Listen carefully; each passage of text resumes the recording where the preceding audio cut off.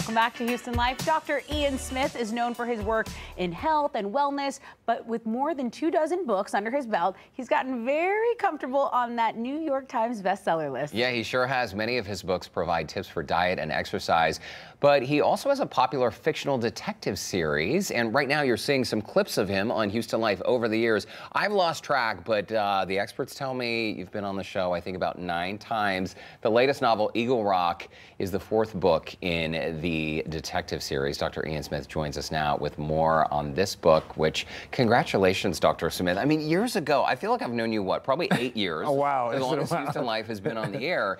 And when you came back to the mall to visit Houston Life in the Galleria days. The mall days. The mall days. I mean, you were really focused on fitness. In fact, you have 8 books on the New York Times bestseller list. The Shred, the Revolutionary Diet, Super Shred, Blast the Sugar Out. So back then, was the detective series just sort of on the back burner? This is something you've been thinking about for a while? Well, it was always on the back burner for the publishers. It was always on the front burner for me. I mean, I am a passionate fiction reader and writer. I've been doing it for a long time for myself, writing for myself.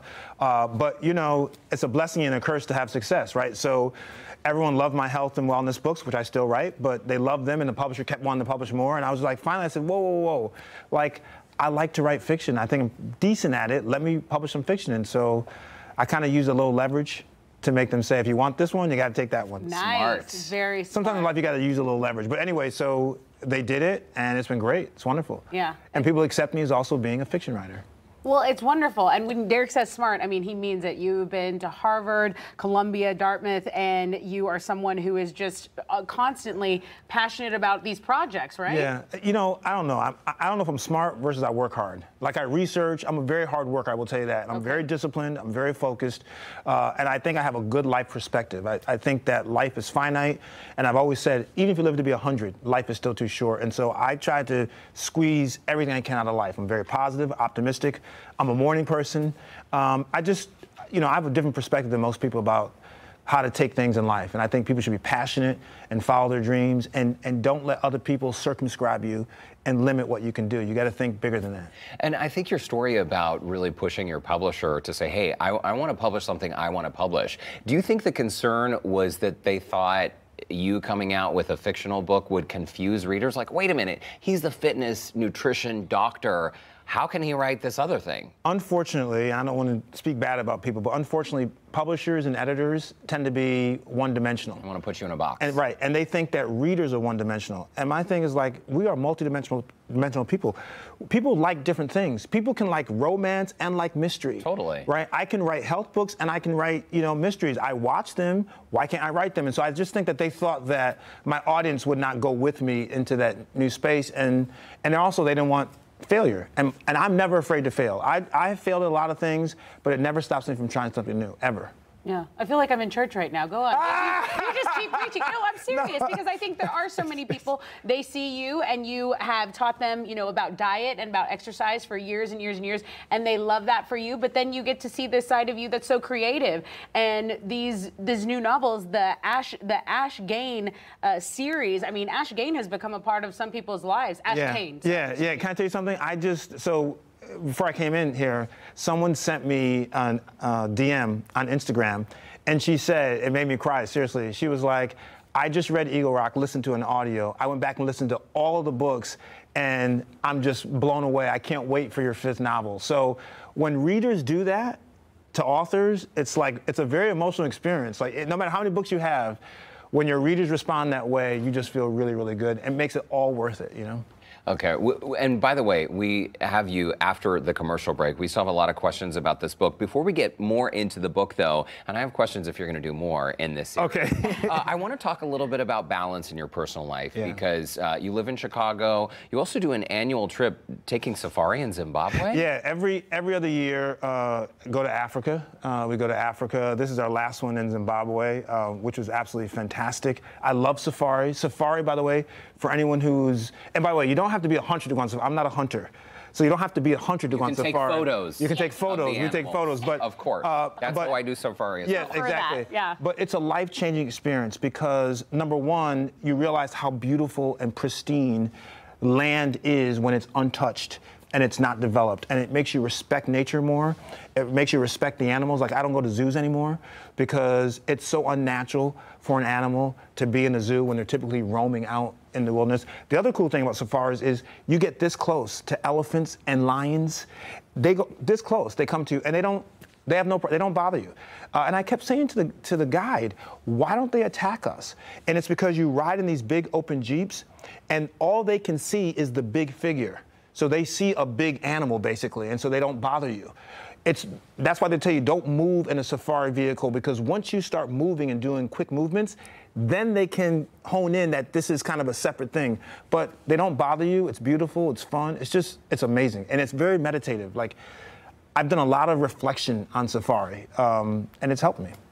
And while you're out there, do you turn your brain off, or are you thinking about the next book in your series? Do you ever stop working? Well, here's my problem. I'll be honest with you. I see everything as a story to me, and that's the way my brain works. Like, I'm on safari looking at something, and it just reminds me of this could be a good plot twist in a novel. I was going to Wimbledon because I love tennis. I'm going to Wimbledon, and I'm on the train, the crowded train, and I saw this person walk by.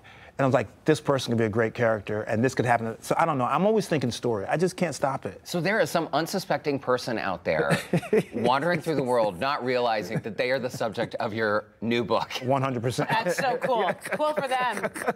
Okay, what do you say we take a quick commercial break? We're going to have more with Dr. Ian Smith when Houston Life returns. Don't go away. And we are back with New York Times bestselling author Dr. Ian Smith. My goodness, we were saying during the break, I wish we had a full hour with you. One day. Your time in Africa, to where you find inspiration, to the books. We have a million questions. Let's talk about this detective series and how it came to be, because I'm not an author. Are you an author, Tessa? No. Okay, so the two of us You will be, are not though. authors. You will be. Facebook posts. Okay. The process of writing, okay, you write one book, but then are you already thinking of the other books in the series? Yeah, you know how they say Prince had a whole catalog he never published? Yeah. I feel that way about books. Like, I don't have enough time to write the ideas that I have. So this is the 4th installment of the Ashe Cayne series. By the way, I wrote them as standalones, so you can start with this one and go back, like the person who sent me the message on Instagram. But the idea is very simple. I wanted to write a character I'd never seen in books or on television. So I wanted a modern age private investigator who wasn't the old-fashioned curmudgeonly cigar chopping guy. I wanted a guy who was young, suave, hip. This guy quotes Shakespeare one minute, and he can quote hip-hop like Kendrick Lamar the next. He's very comfortable in his skin, whether he's in the north side of Chicago, which is very affluent, or the tough west side streets.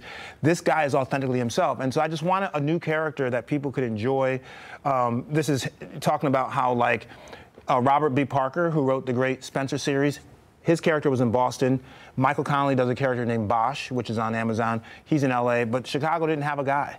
And so I wanted to create Chicago's guy, which is Ashe Cayne. And is it authentic too, like the streets of Chicago, the places in there? Oh my goodness! So can people get a real? Let me tell you something. I'm not going to badmouth any of the TV shows that are based in Chicago, but those we're like, really? It might air on NBC. Yeah, but I will say this. In my book, the streets are all named properly. They run in the right directions. The restaurants are there. Everything is how Chicago is. And people have said to me, I've never been to Chicago, but when I read your books, I feel like I was in Chicago. And that's what you want as an author. Like, I'm a big guy about several things. One is I want books to be fast-paced. So right from the beginning, there's got to be action. And I like twists and turns, and I want you to be guessing until the end. And I also want you up late at night trying to squeeze in one more chapter. That's my goal. If you say to me, oh, I couldn't put the book down, that's it. That's my trophy right there. Nice. It says a lot about your writing style, too. If you can put someone in a situation and make them feel like they're there, where does that come from? As a child, were you an avid reader? Oh, always. Like, I used to do the bookathon that we used to raise money for MS. And, you know, I'd be reading and reading in the library back then when people went to libraries. But I couldn't get enough reading. I just loved it. And when I was in high school, my high school teacher, Mrs. Bierbauer, now Arsenal, we would read all these books, and I just fell in love with fiction. Just the stories. And my grandfather would always say, the great thing about books is it can take you around the world without ever leaving your house.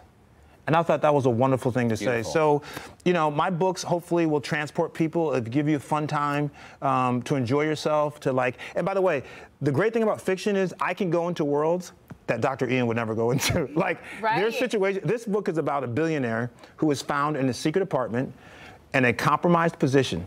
And the cops say to the son, listen, there's only one guy really in the city who can really help you on this. He's very quiet, he's efficient, he has no restrictions. It's Ashe Cayne, which is our guy. So he comes in and he does it. But I just feel like those are the kind of stories, those are the kind of characters that people fall in love with. Absolutely. Okay, now I hate to ask people, okay, what's next? Because you did it, but I feel like for you it's okay because you're always going and going. Has this thing been considered for maybe a TV show or Netflix? Is anyone talking to you about that? It's been optioned, okay, in the Hollywood parlance, but which means that they have purchased the rights to make it into a movie or a TV show. So there's still a long road. Hollywood kind of is very fickle, but they bought it. They want to make it into something, and knock on wood, you know, it'll happen. Okay. Hold on. Who's going to star in the series? I know, right? So listen. So on Instagram, my Instagram is at Dr. Ian Smith. Spell the doctor out, I-A-N Smith. I posted, who do you think should play? And I put these 5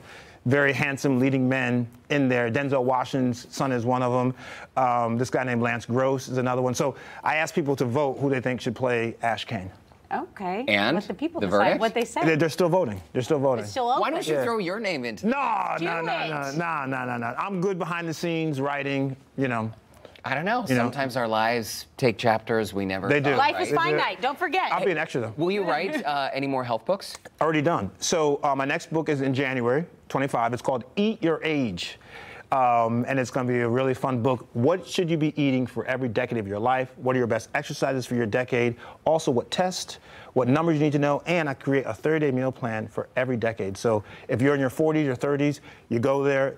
These are your top 10 foods. Okay, that's going to be another bestseller for sure. So we'll see you in January, right? In January, and also my event tonight. If people come, the first 25 who come to the event tonight at Murder by the Book, the first 25 people coming getting a copy of Eagle Rock will get a copy of Eat Your Age. And if you can't make it, send me an Instagram message. Say, hey, I got Eagle Rock. I'd like it. There's information right there. Yeah. Say, hey, I got Eagle Rock. DM me on IG, and I'll send you a copy of Eat Your Age. Okay, that's fantastic. 6:30 p.m. Tonight. Be there. Murder by the Book. You want to meet Dr. Ian Smith. He's one of our favorite guests here on Houston Life. And congratulations. Thanks, guys. On the series. The book is called Eagle Rock, another Ashe Cayne novel. So check it out. I love talking to you guys. You make it so easy. You make it so easy. Awesome. Awesome.